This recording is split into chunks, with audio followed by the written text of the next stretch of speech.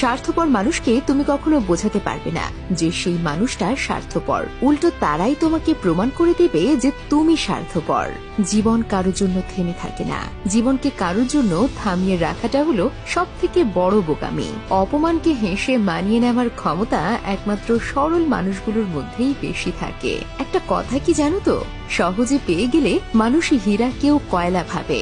জীবন রাঙাতে কোনো রং তুলির প্রয়োজন হয় না, শুধু প্রয়োজন হয় একটা ভালো জীবন সঙ্গীর। নিজের হতাশার জন্য অন্যকে কখনো দায়ী করো না, বরং নিজেকে দায়ী করো অন্যের থেকে অতিরিক্ত আশা করার জন্য।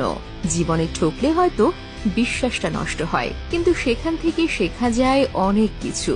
যদি অনুভব করো কেউ তোমাকে এড়িয়ে চলছে, তাহলে তাকে বিরক্ত করা ছেড়ে দাও। কেউ দেখে না তুমি তার জন্য কি করছো, তারা শুধু দেখে তুমি তাদের জন্য কি করোনি।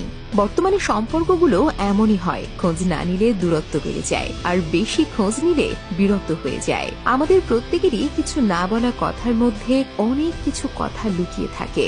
জীবনটা খুব কঠিন, আর তার চেয়েও বেশি কঠিন মানুষের মন বোঝা। কারণ মানুষ যে মন দিয়ে আপন করে নেয়, আবার সেই মন দিয়েই দূরে সরিয়ে দেয়। শিক্ষা যদি মানুষের দরজা হয়, তাহলে আচরণ সেই দরজার চাবি। বাবাকে কখনো অবজ্ঞা করো না। বাবা যতই গরিব হোক, বাবার মতো শক্ত হাত এই পৃথিবীতে আর কারও নেই। অন্যের জন্য না মরে নিজের জন্য বাঁচুন। যারা আপনার গুরুত্ব পাশে থেকেও বোঝে না, তাদের কাছে আপনি অনেক আগেই মৃত। তাদের কাছে নতুন করে অবহেলা ছাড়া আর কিছুই পাওয়া যায় না। তাই নিজের জন্য বাঁচার চেষ্টা করুন। নিজের ভালো লাগাগুলোকে, নিজের ইচ্ছেগুলোকে পূরণ করুন। আপনার চাইতে বেশি ভালো আর আপনাকে কেউ বাসতে পারবে না। অন্যরা তোমাকে কিভাবে দেখে সেটা গুরুত্বপূর্ণ নয়।